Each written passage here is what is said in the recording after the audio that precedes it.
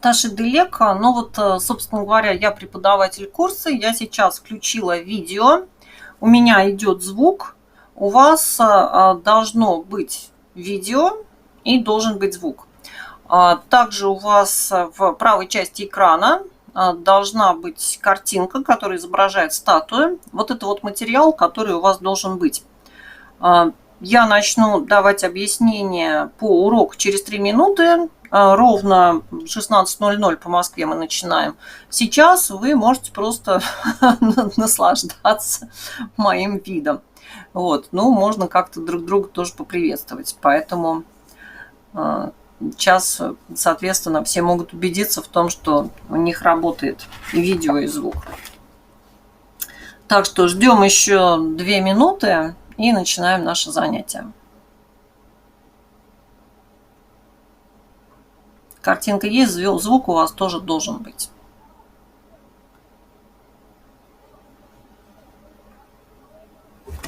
Сейчас, соответственно, можно как-то готовиться.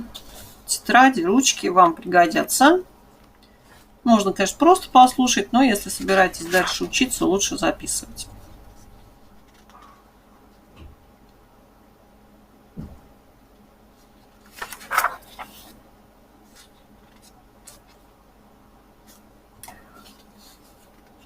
Ну, соответственно, я могу сейчас, если хочется задать какие-то вопросы, у нас есть еще 2 минуты, можно задать эти вопросы, я на них отвечу, но вообще по ходу урока, где-то в середине урока, потому что в середине урока я буду уверена в том, что те, кто хотел на него зайти, все зашли, я обязательно скажу несколько организационных моментов. В целом у нас каждое занятие длится от 2 до 2,5 часов. Сегодня у нас с вами очень большая тема, будет чуть больше 2 часов.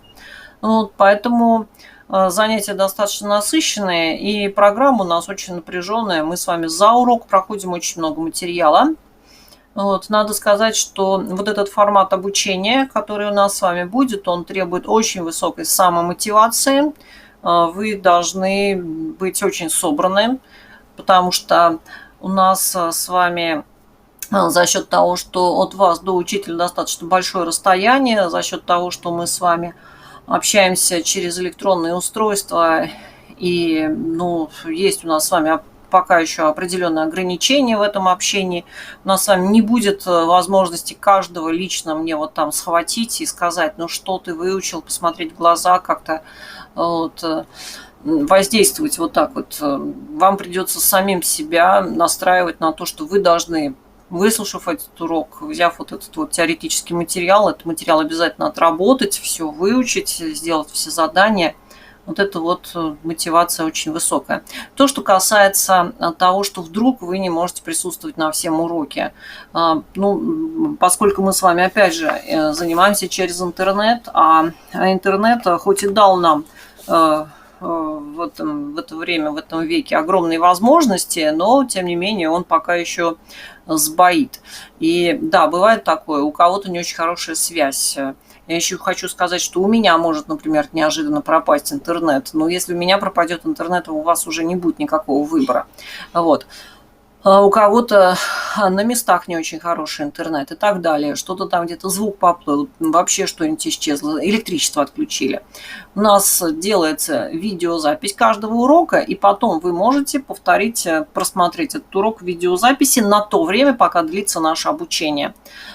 Именно потому что на очных курсах я запрещаю делать видеозаписи, но там студенты присутствуют точно, они как бы видят, что на доске записывается и так далее. Здесь, если вы что-то пропустили, если вы что-то не увидели, вы можете потом это пересмотреть. Вот. Единственное, что эти видеозаписи, они доступны ограниченное количество времени, пока мы с вами учимся. Мы с вами как бы подписались на определенные сроки обучения. У нас с вами обучение не бессрочное, у него есть свой предел. Вот, но, собственно говоря, уже подошло наше время, вот, поэтому я сейчас уже буду говорить непосредственно по уроку. Мы с вами уже начинаем знакомство с тибетским языком. И в первую очередь я хочу сказать всем Таши Делек.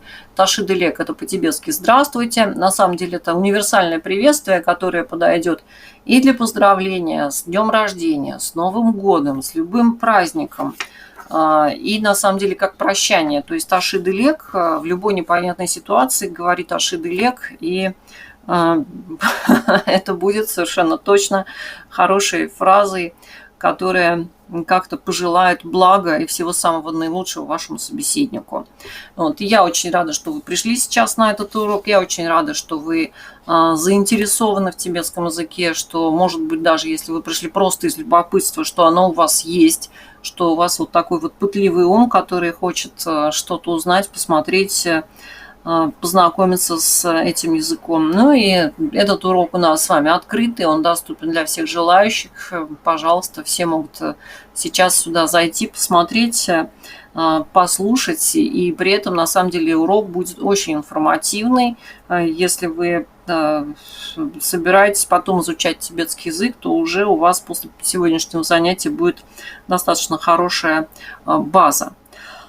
Вот. Ну, соответственно, если вы, послушав этот урок, приняли решение, что вы хотите учиться дальше, то тогда уже нужно пройти какое-то определенное количество организационных моментов. Ну, я думаю, что большинство это все знает. У нас с вами есть email tibetclass9@gmail.com. Там администрация школы Тибет-класса. На ваши письма отвечаю не я.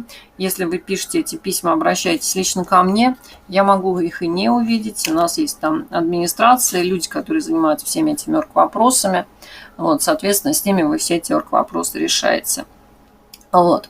Ну, давайте мы с вами начнем знакомство с тибетским языком. В первую очередь, где говорят на тибетском языке? Ну, на тибетском языке говорят в Тибетском автономном районе, который находится сейчас на территории современного Китая. На тибетском языке говорят амдосцы. Это цинхай или амдо по-тибетски. На тибетском языке говорят в Кхаме. Это Сычуань, это очень большие районы, где проживают этнические тибетцы. На тибетском языке говорит очень много тибетцев, проживающих в Непале. На тибетском языке говорят во многих районах Индии. Много очень тибетцев в Ладаке, в Дарджилинге, в Северной Индии вообще как таковой. Dharamsala, очень известный город, большое тибетское поселение беженцев. Вообще в Индии тибетцев очень много. Так сложилась вот исторически судьба этого народа, что их очень много находится в эмиграции. Но и в эмиграции их очень много и в Америке, и в Европе. И надо сказать, когда я была в Европе, например, в Париже, я тибетскую речь в метро слышала чаще, чем французскую. Ну, вот там уже такая у нас с вами этническая картинка в городе Париже, что тибетцев вы там встретите, может быть, даже и почаще, их там очень много. Поэтому нужно сразу отметить, что тибетский язык мы не считаем редким языком. Бывают редкие языки, на которых действительно говорит несколько тысяч человек, или, может быть, ну, иногда бывают, конечно, языки, на которых вообще говорит 2, 3 или 10 человек, но бывают языки, на которых говорит всего несколько тысяч или, может быть, даже 100 тысяч. Здесь речь идет о миллионах. Ну, кто-то говорит, что 6 миллионов носителей, кто-то говорит, что 9 миллионов носителей. Тем не менее, все равно это миллионы. Ну и сейчас у нас с вами, конечно же, появляются новые переводчики с тибетского языка. У нас, конечно же, это все развивается.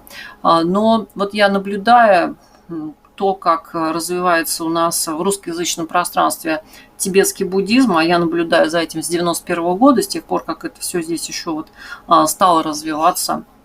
Но да, безусловно, очень много появляется и переводов, и появляются людей с глубокими знаниями. Но, тем не менее, вот с моей точки зрения, необходимость знания тибетского языка, она становится еще более острой, потому что наш русский язык не заточен под понимание, если говорить об учении о дхарме, под понимание, под точный перевод этих терминов. У терминов у многих очень глубокое значение, обширное значение.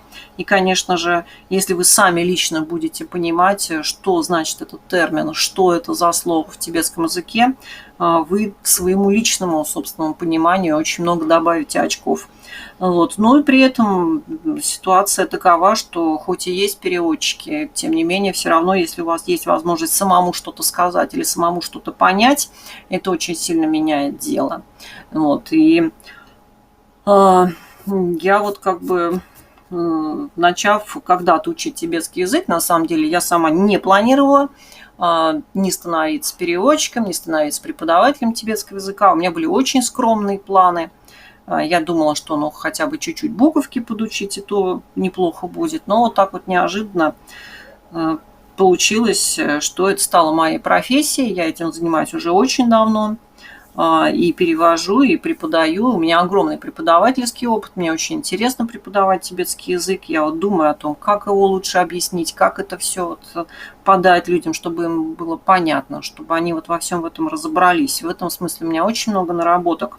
Но первоначальные амбиции у меня были очень невысокие, и при этом, освоив тибетский язык, я поняла, что без знания тибетского языка, конечно же, очень тяжело. И с точки зрения понимания дхармы буддизма, ну и с точки зрения вот этой вот возможности общения с тибетцами, с ламами, конечно, тибетский язык добавляет очень много очков вам. Вот. Ну и, соответственно, мы с вами поговорили о пользе знания тибетского языка, поговорили о том, сколько людей и где на нем говорят. И давайте мы с вами сейчас скажем, опять же, чуть-чуть о программе. У нас с вами значится, что мы изучаем тибетский разговорный язык. Вот, и иногда у людей возникает вопрос, ну, если я изучаю разговорный язык, а многие слышали о том, что разговорный язык и письменный язык, они разные, то, собственно говоря, зачем мне? Я не собираюсь ни с кем разговаривать. Я вот читаю свою садхану, и мне этого вполне достаточно. Ну, здесь тоже вопрос подхода. Подход бывает разный. Мой подход такой: мы сначала учим разговорный язык, а потом в какой-то момент мы факультативно добавляем письменный. И в этом случае, вот в моей программе, письменный язык очень легко дается студентам, им там сразу все понятно. Я встречала противоположные подходы, когда преподаватели учили только письменному языку, ну, говорили, как бы потом добавите себе разговорный. Просто это мой подход. Мы сначала учим разговорный. Потом в конце второго модуля, на третьем, мы изучаем еще дополнительно и письменный язык тоже. Просто я знаю, что так легче, потому что меня саму так учили когда-то. И я знаю, как это сделать, чтобы потом письменный язык легко давался. Но если вас это не устраивает, то тогда просто нужно искать другое место, заниматься по другой программе. Моя программа такова. Но, тем не менее, что письменный язык, что разговорный язык, это, с моей точки зрения, все-таки язык одного и того же народа. И хотя там есть определенные различия вот в подходе, в грамматике, еще в чем-то, тем не менее, разговорный язык, с моей точки зрения, это ключ к пониманию письменного. Зная разговорный язык, потом вам намного легче освоить письменный. Вот, так что вот такая вот у нас с вами ситуация. Значит, если вдруг у кого-то не идет трансляция, я еще хочу сказать, что я разбираюсь в технике никак, вот просто совсем никак. Поэтому дать совет, что сделать, если вдруг у вас там не работает что-то, я вам точно не могу, тем более во время урока я на это не могу отвлекаться. Ну и вот я, знаете, из того поколения, где, слава богу, я знаю на компьютере, где кнопка ВКЛ, там вот все, вот на этом мои знания ограничиваются. Что там нужно перезагрузить или что? Здесь сейчас задали просто вопрос, идет ли трансляция. Вот, если у кого-то не идет трансляция, я не смогу помочь. Вот, на это тоже, пожалуйста, обратите потом впоследствии внимание. Вот. Так, ну что же. Соответственно, мы с вами здесь, на этом курсе, изучаем в обязательном порядке все правила чтения. Почему мы с вами изучаем все правила чтения и письма, соответственно? Потому что для того, чтобы мы с вами занимались разговорным языком, нам все равно так или иначе нужно уметь читать и писать. Вот в этом вы можете быть уверены. Если вы будете выполнять все задания, которые даются вам на этом курсе, то по итогам этого курса читать вы будете уметь. Мы с вами все это обязательно берем, проходим. Но вот то, что касается грамматики, а у нас очень большой объем грамматики и словарного запаса уже на этом модуле, то это особенность именно разговорной грамматики, особенность построения предложения вот в рамках того, как это делается в разговорном языке.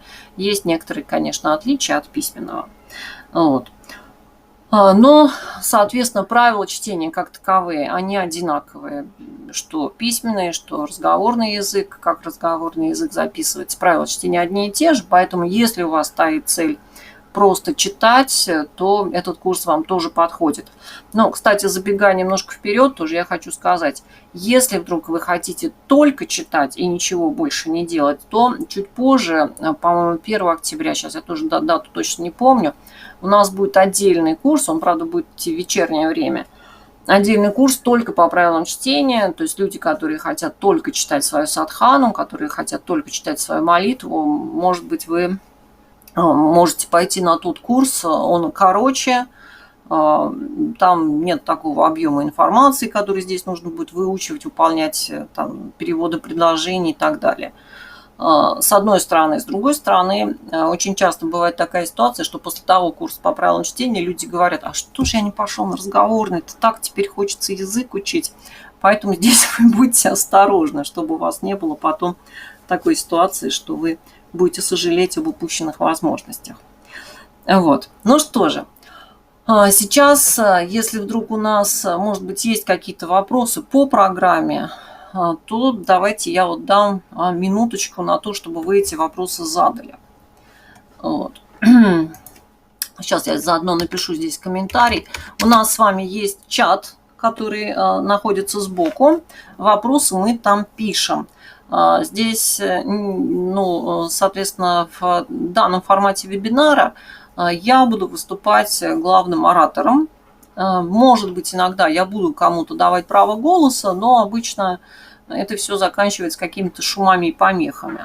Вот. В основном наши уроки будут моими лекциями. Ну и, соответственно, какие-то задания мы будем выполнять, тоже чаще всего письменные задания, которые вы можете писать в чат, здесь ответы. Значит, я, наверное, отвечу сейчас. Иван, трансляция идет. Вот, возможно, есть какие-то вопросы по программе.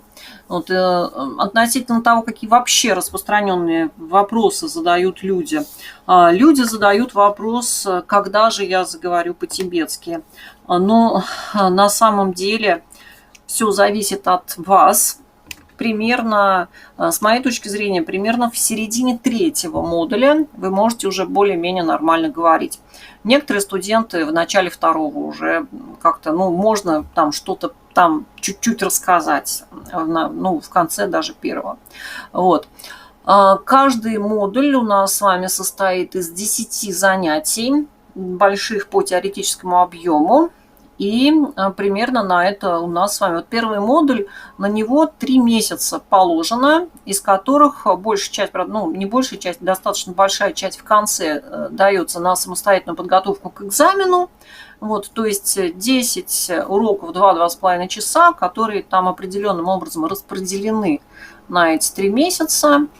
И относительно расписания у администрации школы есть прям специальный информлист, в котором есть точные даты этих уроков. Они единственное, что в вашем случае всегда будут начинаться в 16:00.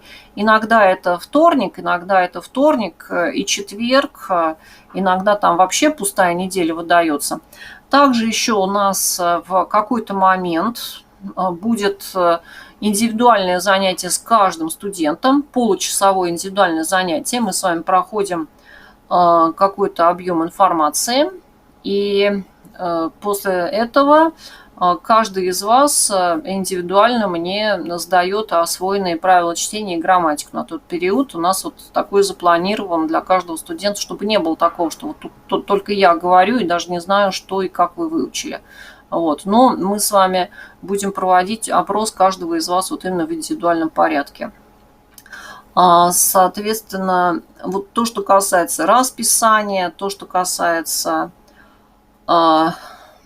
всех вот этих вот моментов, лучше обратиться к администрации, там они вам все это лучше расскажут. Именно этот урок в записи тоже можно будет пересмотреть. У нас с вами все уроки пересматриваются, но для этого уже нужно учиться в школе. Вот. Для этого нужно поступить на обучение. Поступить на обучение – это значит в первую очередь там выполнить все требования, прислать расписку, оплату и так далее. Да, пожалуйста, Саян, будете пересматривать этот урок. Вот, да, а администрация – это по имейлу. Вот, если вдруг у кого-то нет этого имейла, ну вот если вы знаете этот адрес, значит там, где вы его прочли, там же был и имейл администрации. Вот. Если вдруг он нужен, я могу сейчас его еще раз напечатать, но мне немножко жалко на это тратить время урока. Вот. Мне бы как бы хотелось, чтобы мы вот эти вот вопросы, которые вы можете именно с администрацией решить, поменьше обсуждали. Может быть, у вас есть какие-то вопросы, вот именно там, что мы изучим в этой грамотной как бы программе, еще что-то. То есть есть вопросы, на которые администрация вам не ответит. Есть вопросы, которые они вам все это расскажут. Вот. Так что так вот. Понятно, по какому имейлу писать, Натали? Так что, соответственно, вот такая вот у нас с вами ситуация. Так, ну что же, давайте мы с вами чуть-чуть поговорим об истории тибетского языка, потому что мы с вами начинаем его изучать. Что у нас с вами было? Какая у нас с вами была ситуация с тибетским языком когда-то? Когда появилась та самая письменность, которую мы начинаем учить? Я очень извиняюсь. Сейчас я прям буквально на секундочку. У меня есть кот, и он хочет свободу. Сейчас, простите.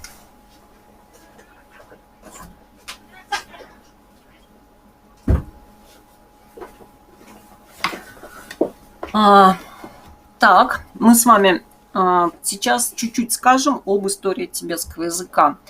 Собственно говоря, справа мы с вами видим фотографию, которая изображает тибетского, это статуя, изображающая тибетского царя Сацен Гампо.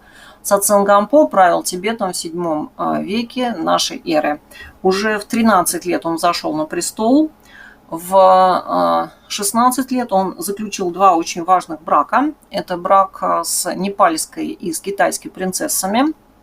Браки были в первую очередь политические для того, чтобы усилить союзы с этими странами, но в том числе они оказались очень важными с религиозной точки зрения, потому что обе эти принцессы вероисповедовали буддизм, и приехав в Тибет, в то время в Тибете была добуддийская религия Бонпо, обе эти принцессы привезли с собой разные артефакты, привезли с собой книги, и в том числе в тот момент в Тибет была привезена китайской принцессой очень известная статуя Джово, изображающая Будду Шакьямуни в образе 8-летнего юноши. Считается, что эта статуя Джово была сделана еще при жизни самого Будды Шакьямуни. И вот эти вот очень важные артефакты оказались в Тибете. И, собственно говоря, царь Сацен Гампо решил принять буддизм к вероисповеданию. Для того, чтобы принять буддизм к вероисповеданию, потребовались переводы текстов. Для того, чтобы сделать переводы текстов, потребовалось разработать, собственно говоря, свою систему письменности и вырастить переводчиков. Но когда мы говорим о том, что потребовалась своя письменность, мы сразу должны с вами отметить, что до этого тексты как таковые в Тибете были. Но это были тексты до буддийской религии Бонпо. И они были написаны на языке шаншунга. Шаншунг – это не Тибет, это две разные страны в то время. Сейчас считается, что Шаншунг – это территория, которая находится где-то в районе горы Кайлаш, это западный Тибет, район Нари. Ну, когда-то говорится, что Шаншунг был могущественной империей, которая простиралась от Тибета до Персии, но это было в очень-очень древние времена. Собственно говоря, официальная история, она о тех временах особо ничего и не говорит.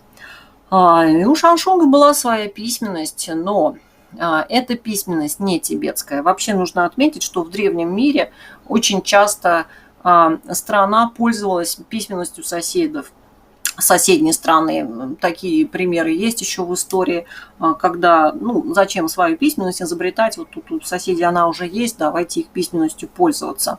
Собственно говоря, например, корейцы, они вообще очень долго пользовались китайской письменностью, достаточно поздно создали свой собственный алфавит. И в древнем мире вообще это была прям такая распространенная ситуация. Тибетцы пользовались письменностью шаншунга, вполне это их устраивало, но вот для того, чтобы переводить буддийские тексты, Сацен Гампо решил сделать вот полностью все свое, и в том числе и письменность. И отправлялись группы молодежи в Индию для обучения. Так получилось, что самые первые экспедиции закончились полным провалом, потому что кто-то был недостаточно умен, не смог там ничего выучить, но кто-то оказался недостаточно по здоровью приспособлен, потому что в Индии климат принципиально другой, и некоторые просто погибали из-за вот этих вот климатических условий. Пока, в конце концов, в Индию не отправился сын одного из министров, Танми Сампхота. Вот Танми Сампхота оказался тем самым талантливым юношей, который, будучи в Индии на обучении, освоил огромное количество разного рода знаний, он освоил огромное количество разного рода письменности. Считается, летописи нам сообщают, что он знал 364 разного рода письма, он знал несколько разных грамматик. И вот он, вернувшись потом в Тибет, собственно говоря, создал ту самую письменность, которая дошла до наших дней с минимальными изменениями. Мы с вами пользуемся письменностью, которую изобрел Танми Сампхота. И надо сказать, что мы с вами будем сталкиваться постоянно с тем, что это очень древнее письмо, много признаков древнего письма мы с вами увидим в тибетском языке. Сейчас мы с вами посмотрим еще одну картиночку. Вот, собственно говоря, у нас с вами сейчас справа должен появиться слайд, на котором вы видите надпись. Это известная мантра «Ом Мани Падме Хум». Эта надпись находится в монастыре Пабонка на севере от Лхаса, примерно 8 километров. И считается, что это первая надпись, которая вот была выбита на камне после того, как Танми Сампхота создал тибетскую письменность.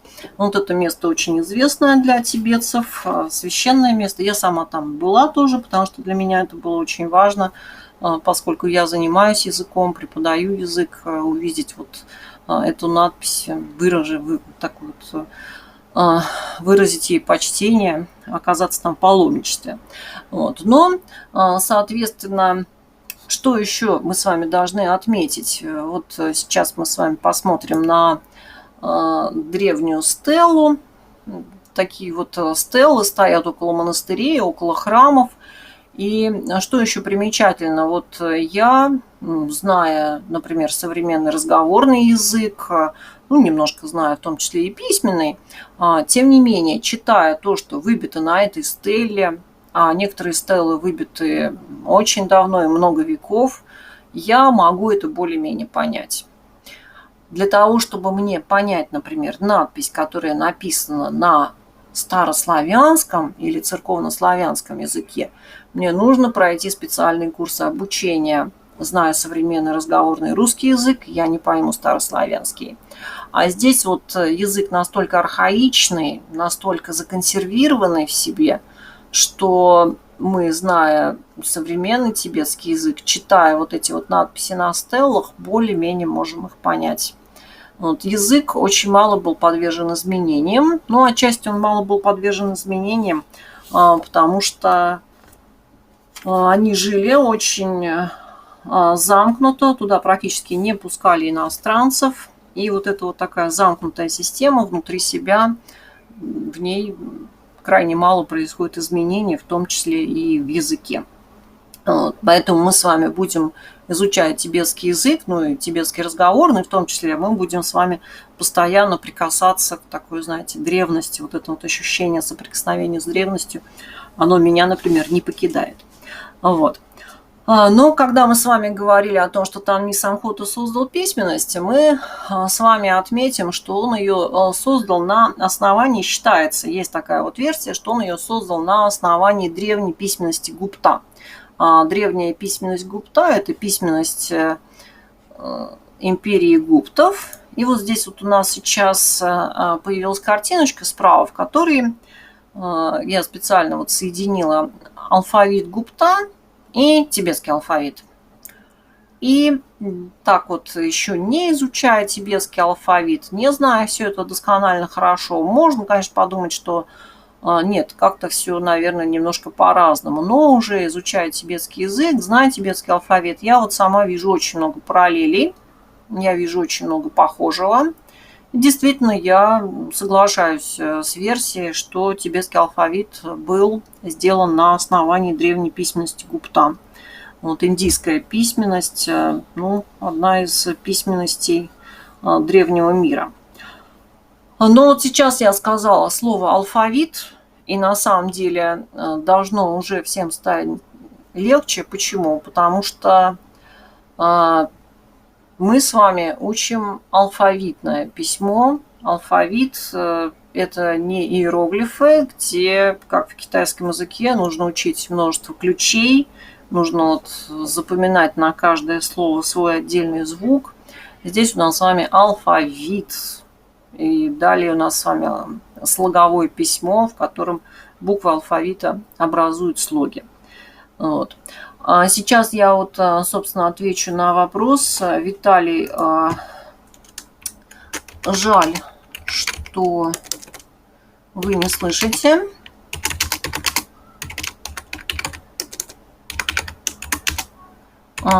Не могу сказать, почему. Ну, вот на вопрос, почему не видно или не слышно, я на самом деле ничего не могу сказать. Там, по-моему, были какие-то рекомендации от этого сайта, что делать пользователям, если не работает видео. У вас должен быть отключен блокировщик рекламы, у вас еще вот этот вот какой-то вот этот, как оно, флеш какой-то разрешен должен быть. Вот. То есть вот эти вот какие-то советы. Вот спасибо большое, Диана, за то, что вы сейчас вот эти вот все рекомендации выслали, потому что эти рекомендации были.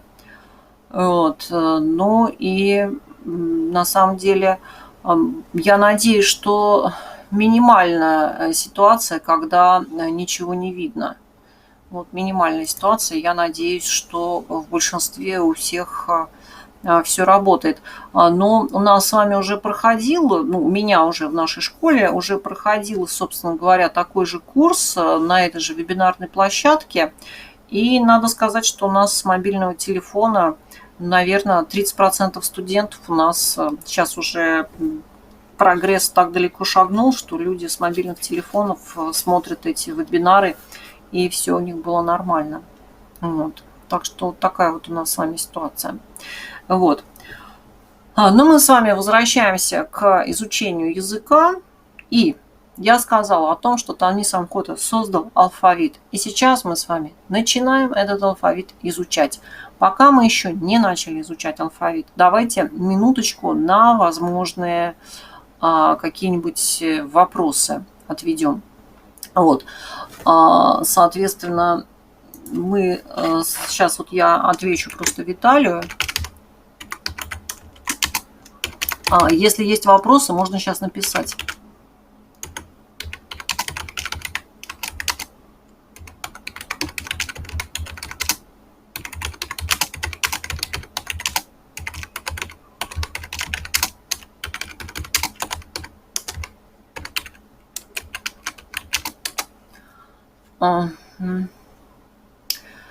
Значит, да, очень хороший вопрос. Вот это вот вопрос по делу. Как дистанционно поставить произношение? Ситуация у нас с вами такая.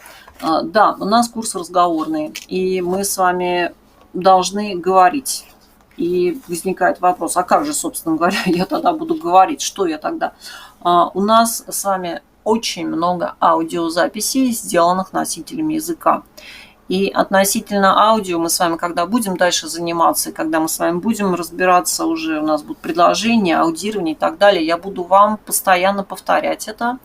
Вы должны обязательно с этими аудиозаписями работать и проговаривать с ними как актер-пародист, как попугай. Вы должны повторять за аудио. Это такой определенный метод. Я сама, когда учила тибетский язык, я учила его в Москве. Я вот человек, который выучил тибетский язык дома за письменным столом. У меня носителей практически не было в Москве с носителями, и 15 лет назад было плохо, и сейчас, честно говоря, не очень. Вот, они в основном в Париже или в Швейцарии. Вот, и я выучилась сидя за компьютером, я находила в интернете какие-нибудь аудиозаписи и сидела, их повторяла за вот этими аудио, говорила. И когда я впервые попала в Тибет, я говорила по-тибетски так, что носители меня понимали. Вот, это все вопрос вашего личного упорства, но при этом у нас с вами еще будет у каждого индивидуальное занятие во время этого первого модуля, где я услышу, что вы говорите, каждого я послушаю. Вот, и у нас с вами будет еще экзамен, который тоже практически индивидуальное занятие, где я вас еще внимательнее послушаю. Начиная со второго модуля, естественно, у нас уроки уже проходят в другом формате. У нас они уже проходят, мы там с вами обязательно разговариваем. Вот, просто первый модуль за счет того, что здесь у нас достаточно большая аудитория, мы с вами находимся в виртуальном пространстве, мы с вами отдаем вот эту вот постановку произношения на вашу собственную вот эту вот усидчивость. Вот. То, что касается произношения. Надеюсь, Мария, вам примерно понятно, как это будет происходить. Если говорить о ключевых отличиях, то, в первую очередь, грамматические правила разные. Грамматические правила. Вот. Есть, даже небольшая разница есть в словарном запасе. Например, такое-то слово только в разговорной речи вы услышите, а такое-то слово только в письменном языке может быть. То есть вот эти вот отличия, они имеют место быть. Вот. Так, еще есть какие-нибудь вопросы, пока мы не начали алфавит изучать? Вот. Мария Емельяненко, по поводу произношения, вам как бы понятно, удовлетворил вас этот ответ или нет, я не знаю как. Вот. Но это наши с вами условия. Таковы наши с вами условия, потому что если говорить о хорошей постановке произношения, то это вы вообще должны с утра до вечера вместе с носителем сидеть. Вот. Так что так вот. Я, в общем-то, считаю, что все равно в какой-то момент, если вы хотите хорошо говорить, все равно в какой-то момент, может быть, там через год, через два, нужно будет постараться позаниматься с носителями. Но на начальном этапе с носителем заниматься я не советую, потому что объяснение лучше слушать на своем родном языке. Объяснение по грамматике. Вот. Если у нас с вами нет вопросов, то мы с вами пойдем дальше. Мы с вами сейчас, собственно говоря, уже увидели алфавит. Но сейчас давайте посмотрим на него чуть внимательнее. Те, у кого есть урок, этот урок первый, у них этот алфавит еще, я сейчас покажу в камеру, просто у них этот алфавит, он еще вот так вот расцвечен разными цветами. Соответственно, это тоже все сделано умышленно, неспроста, что, собственно говоря, значит, эти цвета станет понятно по мере того, как мы будем разбирать алфавит. Но сейчас давайте мы на него просто посмотрим и отметим, что у нас с вами в алфавите 30 букв. 30 букв уже тоже должно стать нам чуть легче. Почему? Потому что это меньше даже, чем в русском языке. У нас 33, а здесь всего 30. Но что важно, эти 30 букв тибетского алфавита – это только согласные. Только согласные. Гласные тибетцы за буквы не считают. Отдельно гласных у нас с вами. У нас будут специальные диакритические знаки, которые обозначают гласную. Но, как таковые, гласные вот в это количество букв в алфавите не входят. Вот. У нас с вами 30 согласных, которые разбиты на группы. По 4 в каждой группе. Соответственно, у меня 30 на 4 не делится. Это значит, что у меня 7,5 групп. И сейчас мы с вами последовательно все эти группы, все эти согласные проходим, разбираем. Для этого мне бы хотелось, чтобы вы вооружились ручкой, бумагой, потому что мы с вами сейчас сразу будем все эти буквы вместе писать. Соответственно, я буду писать эти буквы, вам еще показывать. Но мне бы хотелось, чтобы вы одновременно поглядывали и на экран, на то, что я показываю, и заодно здесь вот в правой части экрана я вам буду открывать, показывать схемочку, как эта буква пишется. Все буквы тибетского алфавита у нас с вами начинают писаться с вот такой вот верхней горизонтальной черты. верхняя горизонтальная черта, она называется голова. Мы с вами сейчас изучаем письменность, которая называется учен. Учен – это буквально большая голова или печатные буквы, печатное письмо. Собственно говоря, тибетская книга – это ксилография. Это ксилография, которая сделана, вырезана на доске для того, чтобы с нее печатать тексты. И у нас с вами есть скоропись, есть прописное письмо, но прописное письмо мы учим уже там совсем старшими группами. Сейчас мы с вами изучаем только печатное письмо. В печатном письме у нас буквы такие достаточно рубленые, и у них есть определенные правила написания, и есть направление черт. Последовательность и направление. Если кто-то из нас учил китайский язык, пожалуйста, поставьте здесь сейчас крестики. Через минуту я появлюсь у вас на экране.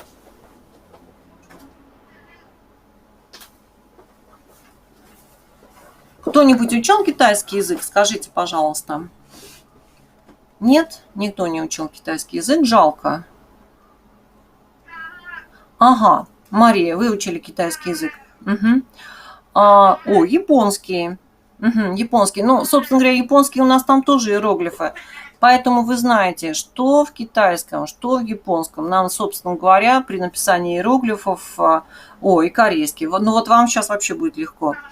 Вот, у нас с вами есть определенная последовательность и направление написания черт. Здесь абсолютно то же самое.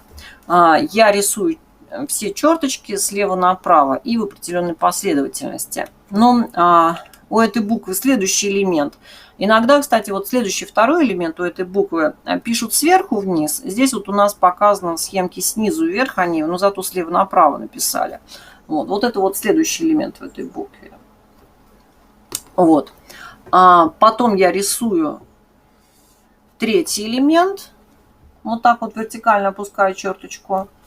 И потом последний элемент я рисую. Вот так у нас с вами должно получиться. Что важно? Эта буква вытянута по вертикали, по своим пропорциям. Она по ширине и по высоте, то есть у нее получается вот пропорции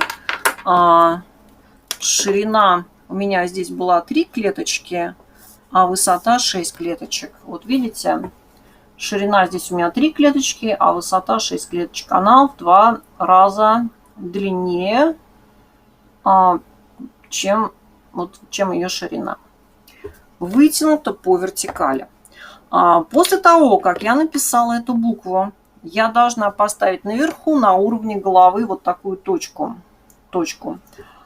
Эта точка по-тибетски называется цек. Что она обозначает? Она обозначает, что закончился слог. И каждая буква тибетского алфавита – это сразу слог. При этом, поскольку нет никакого диакритического знака сверху или снизу, который бы показывал, какая там гласная, по умолчанию у меня гласная А. Гласная А, она никак не отмечается, она по умолчанию стоит. Вот так вот у меня должно получиться. И что это, собственно говоря, за звук? Это сказанное коротко, резко, высоким тоном. К. К. Если вы изучали раньше китайский, то, когда я говорю высокий тон, это не какой-то, это не восходящий тон, не путайте. Это именно К. Высокий, короткий, резкий звук. У нас с вами в алфавите еще рядом с тибетскими буквами были написаны вот такие вот латинские символы. Что это такое? Это так называемая транслитерация Уайли. В 50-е годы прошлого века американский ученый Вашингтонского университета по фамилии Уайли разработал эту систему транслитерации. Что это за система? Она за каждой тибетской буквой закрепила определенный латинский символ. Но, что важно, транслитерация не ставит перед собой цели точно отобразить фонетическое звучание. Она просто закрепляет определенный латинский символ за буквой. Вот такой-то значок, такой-то латинский символ. Она нам очень помогала в прошлом веке, когда не было компьютеров и книжки с тибетскими терминами было очень сложно издавать. Все эти термины вставлялись в транслитерации Уайли. Она помогает и сейчас, когда глоссарии составляют и тоже не хотят вставлять тибетский текст. Многие компьютерные программы по набору тибетского языка тоже работают через транслитерацию Уайли. В этом смысле она достаточно полезная. Но тибетцы про нее, кстати, могут и вообще не знать, или слышать краем уха, но, собственно говоря, это изобретение не тибетское, это западное изобретение. Вот. Транслитерацию Уайли мы с вами чуть-чуть подучиваем, она может нам принести определенную пользу, поэтому мы с вами обращаем внимание, какая у нас транслитерация Уайли. Вот. Итак, у меня была первая буква тибетского алфавита, короткая, резкая К. К. Я иду дальше, рисую вторую букву. Сейчас мы с вами ее откроем здесь. Так, вторая буковка. Почему он мне не хочет ее прям так вот открывать? Сейчас, подождите, мы ее найдем. Ага, вот она. Вторая буковка. Давайте мы с вами тоже рисуем голову горизонтальную. Вот так вот. Это первое, что мы должны с вами сделать. Теперь я рисую вот этот вот элемент нога. Длинный элемент. А после этого, сейчас я немножко сбоку нарисую, увеличенное, чтобы было понятно. Я рисую сначала вот так вот, смотрите, мне нужно, чтобы у меня сначала шло закругление и потом вниз. Вот так вот. А потом к этому такой добавляю, вот так вот нужно, чтобы вам было видно. Это я сейчас нарисовала просто увеличенный, этот элемент, чтобы вам было понятно, как он рисуется. Вот этот вот элемент у нас с вами в тибетских буквах будет очень часто. Сначала такое закругление и прямо вниз, а потом такая скобочка. Вот этот элемент, он будет очень часто. И вот этот элемент я у этой буквы сейчас от середины головы нарисовала. Теперь я опускаю вертикальную черту сверху и ставлю точку. Вот так должно получиться.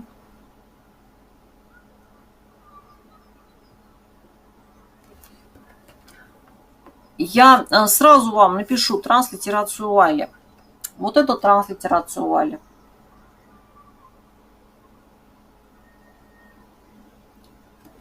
Но что важно, я сказала, транслитерация – это не фонетика, не фонетическая транскрипция. Она просто закрепила другой латинский символ за этой буквой. Что, собственно говоря, это за звук? Вот тем, кто изучал корейский язык, сейчас будет легко. Для того, чтобы сказать этот звук правильно, я просто проверяю себя, правильно я говорю или нет. Вот сюда вниз я ставлю ладонь под подбородок.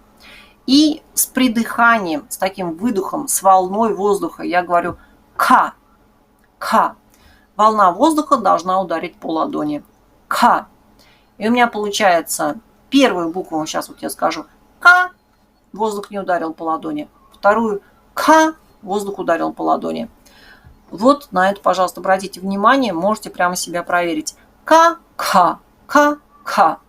Это ка с выдохом. Придыхательное. Мы будем называть их придыхательный звук.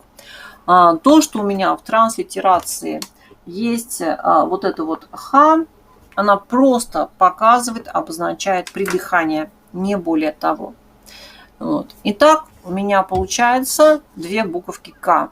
К1, К2, можно их так назвать. Но К, К, К, К. Давайте мы с вами сейчас пойдем дальше. Следующая буква у нас с вами. Сейчас. Вот это у нас с вами следующая буква. Я опять рисую голову. Опять рисую голову.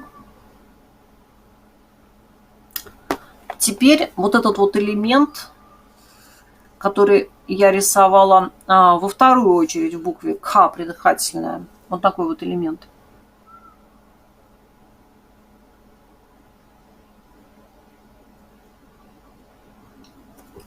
И после этого я опускаю ногу вниз. Обязательно ставлю точку. Вот так должно получиться.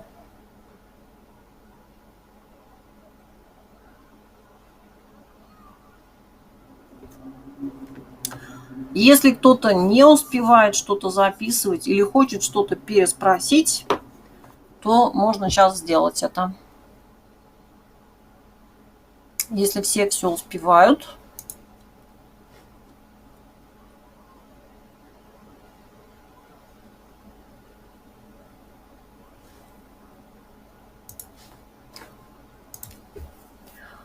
Транслитерациоли у нас вот такая. Это транслитерациоли.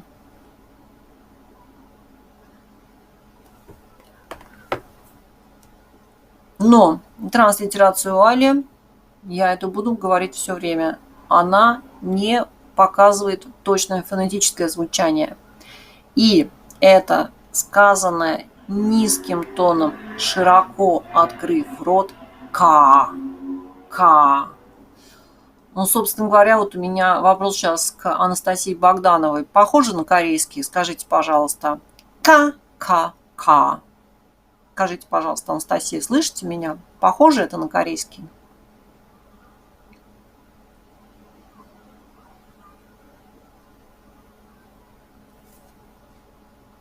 Очень, Анастасия Ла. Прямо просто вот вам сейчас легче всех.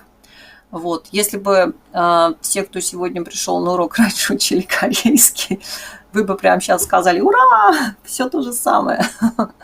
Вот. Там, кстати, очень похожая ситуация. Мария, скажите, а на китайский похоже? Мария, вы, Мария Емельяненко, учили китайский. Скажите, на китайский похоже? Азиатские языки, надо сказать, что если у вас есть опыт изучения азиатских языков, то, конечно, сейчас вам будет в чем-то попроще, потому что много очень грамматической логики схожей, звуки свои специфичные. Ситуация у нас с вами такова. Ребенок рождается в определенной языковой среде, и он, живя в этой языковой среде, учится определенные звуки воспроизводить и определенные звуки своим слуховым аппаратом воспринимать. И вот мы... Ага, да, Мария, у вас нет частоты эксперимента. И вот мы с вами сейчас эти три буковки К услышав, дело в том, что у нас К, как ни скажи, это все К. А здесь у меня три разные буковки К. К.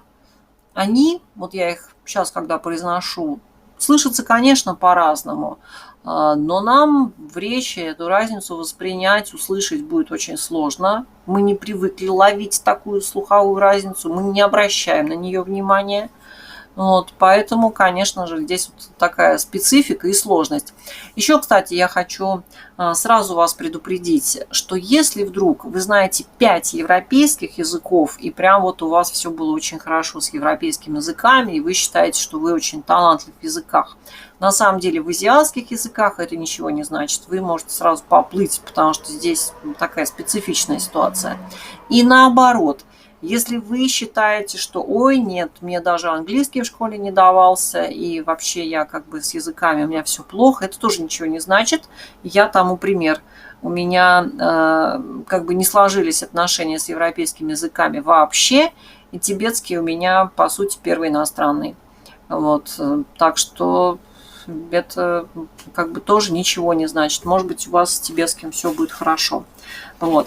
Но вот мы с вами сейчас записали 3 буквы, и мы с вами обратим внимание на то, что у меня еще в алфавите есть определенная зависимость, связанная с тем, в какой вертикальной колонке стоит буква. Сейчас я Чтобы напомнить вам ситуацию, сейчас я вам открою алфавит. Давайте мы с вами на этот алфавит посмотрим. Вот у меня сейчас эти буквы К, К, К. Это у меня в том числе еще вертикальные колонки. Первая вертикальная колонка. И там на протяжении 5 групп будут звуки, которые вот такие вот короткие, резкие. К – придыхательный звук. И там на протяжении 5 групп у меня будут придыхательные звуки. И К низкого тона на протяжении 5 групп в третьей вертикальной колонке у меня будут находиться согласные низкого тона, вот, которые вот таким вот образом произносятся, широко открыв рот. Те, у кого есть дидактический материал к этому уроку, у нас, собственно говоря, эти колонки расцвечены разным цветом, там розовый, голубенький, желтенький. Вот, вам сразу по цвету видно, где у вас находятся какие вот эти вот согласные. Вот эта вот цветовая палитра, она вам помогает это увидеть сразу визуально. Но мы с вами сейчас давайте зададимся вопросом, что же у меня там еще за буква в этой первой группе. Потому что мы говорили о том, что у нас в каждой группе 4 согласных. 3 из них мы с вами сейчас уже прочли. Давайте посмотрим на 4-ю букву. Сначала давайте мы с вами ее напишем. Мы с вами рисуем опять голову. Надо сказать, что эта голова называется средняя. Она чуть-чуть короче, чем те головы, которые мы рисовали у буквы КХК. Те были на 3 клетки, а это чуть больше 2 клеточек. Чуть больше 2 клеточек, может быть, 2 клеточки или 2,5. Вот. После этого я рисую вот тот же самый элемент, который я рисовала в К и Га. То есть сначала вот здесь вот я делаю небольшое закругление, опускаюсь вниз и потом такую скобочку добавляю. Но, что важно, эта буква по своим пропорциям должна вписаться в квадрат. У нее нет элемента, опущенного вниз. Она должна вписаться в квадрат. Я сразу напишу к ней транслитерацию Уайли. Вот такая у нас транслитерация Уайли. Но обратим внимание, что транслитерация Уайли – это не транскрипция. А для того, чтобы мы правильно произнесли эту букву, давайте мы с вами сначала зададимся вопросом. Когда я произносила К, Х, Га, скажите, пожалуйста, где у меня был язык? И здесь в чате, в комментарии, пожалуйста, напишите свои версии, где у вас находился язык, когда вы произносили К, Х, Га. На самом деле, во всех 3 случаях он в одном и том же месте. Положение языка, когда мы с вами произносили К, Х, Га. Пишем в чате.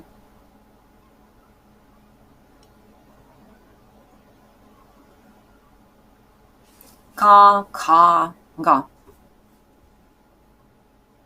Угу. У нас есть уже 2 разные версии. Наталья считает, что посередине, Ксения считает, что внизу. И мы с вами можем дебаты такие устроить внизу, посередине. Вот. Так, Лиза, у верхнего неба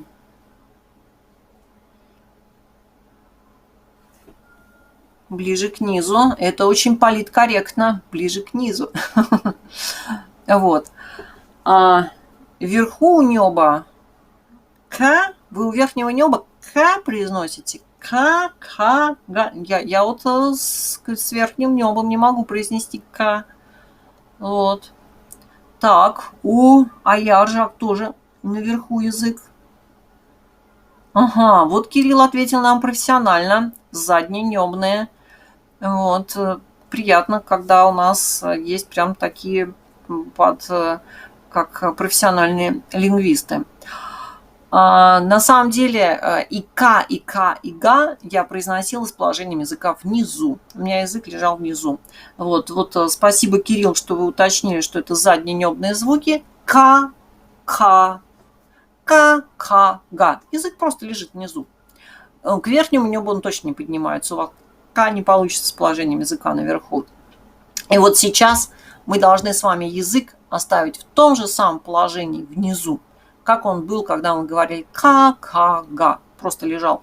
И вот с этим положением языка внизу, ни в коем случае его не поднимая, не отрывая, мы должны попытаться сказать на. То есть просто скажите на, но с положением языка внизу. На. И вот если у нас с вами будет язык в правильном положении, у нас естественным образом получится правильный нужный звук на. Это нижнеязычное на. На самом деле это еще заодно и слово очень распространенное, очень важное для нас. Это местоимение первого лица единственного числа, местоимение я. Поэтому мы будем часто говорить на приехал из России, на изучаю тибетский язык, на иду во дворец Патала и так далее, и так далее. На это вот местоимение я. Вот. Так что вот такая у нас с вами ситуация. Итак, мы с вами сейчас прошли уже всю первую группу. К, К, К, на. На самом деле 3 буковки К, они даже внешне похожи друг на друга. Ну, на нужно запомнить. В общем-то, запомнить эти 4 буквы, я уверена, точно не сложно. Если у нас по ним нет вопросов, мы с вами пойдем дальше, потому что у нас сегодня еще очень много работы. Мы с вами только начали, собственно говоря, нашу работу.